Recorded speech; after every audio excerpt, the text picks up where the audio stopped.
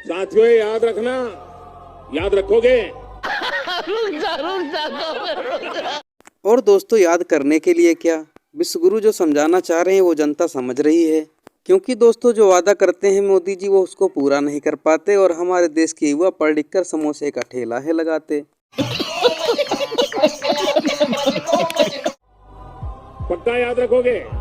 अरे कहना क्या चाहते हो? हमारी सरकार ने बीते 9 वर्षों में सेंट्रल ग्रांट के तौर पर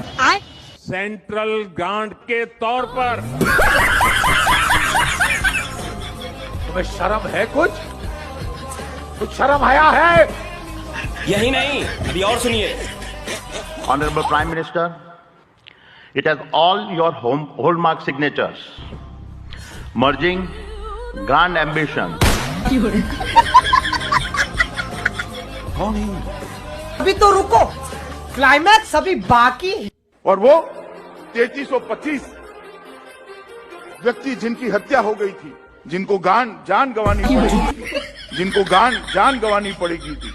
अरे बड़े खतरनाक लोग हैं। एक बात स्पष्ट कर देता हूं, किसी के मन में ये संशय हो कि चुनाव के परिणामों के बाद नीतीश बाबू को फिर से भाजपा एनडीए में लेगी, तो मैं बिहार की जनता को स्पष्ट कह देना चाहता हूं और लल्लन बाबू को भी स्पष्ट कहना चाहता हूं, आप लोगों के लिए भाजपा के दरवाजे हमेशा के लिए बंद हो चुके हैं। भाई साहब कुछ ज्यादा नहीं हो गया ये? मतलब कुछ भी। बीजेपी प्रवक्ता जो सवाल है संबित जी आपसे सवाल पूछिए। सर, जैसे आपने कहा कि हर मुद्दा है तो बेरोजगारी भी वैसे ही एक मुद्दा है। मैं हरियाणा से आता हूँ, पिछले 7-8 साल से आपकी सरकार है वहाँ बेरोजगारी चरम पे है। पूरे देश में सब बेरोजगारी में हरियाणा सबसे ऊपर है।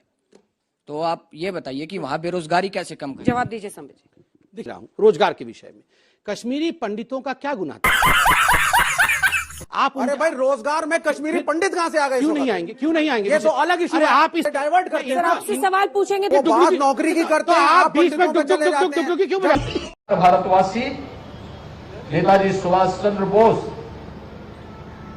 के प्रति बड़ा श्रद्धा और सम्मान का भाव रखता है। यह हमारा सौभाग्य है कि देश के यशस्वी प्रधानमंत्री श्री नरेंद्र मोदी जी ने नेताजी सुभाष चंद्र बोस की पावन जयंती को देश के अंदर पराक्रम दिवस के रूप में आयोजित करने और एक साप्ताहिक आयोजन इसके साथ जोड़ने का कार्यक्रम बनाया है। नेताजी भारत के शौर्य और पराक्रम के प्रतीक रहे हैं और उन्होंने भारत के युवाओं को भारत के इस पराक्रम के साथ जोड़ने का काम किया।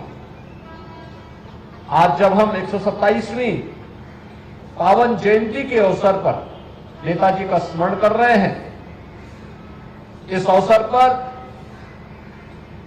हमारी सुरक्षा की रणनीति क्या होनी चाहिए, आंतरिक हो या बाह्य सुरक्षा, इस स्थितियों में सक्षम भारत हम सबके सामने है। एक नए भारत के रूप में हम भारत को देख रहे हैं, पूरी दुनिया देख रही है। एक वर्ल्ड पावर के रूप में भारत स्थापित हो रहा है। भारत की इस वर्तमान स्थिति को इस पराक्रमी भारत के माध्यम से आगे बढ़ने के प्रेरणा स्रोत नेताजी सुभाष चंद्र बोस हैं। खत्म, bye bye, tata, goodbye, गया।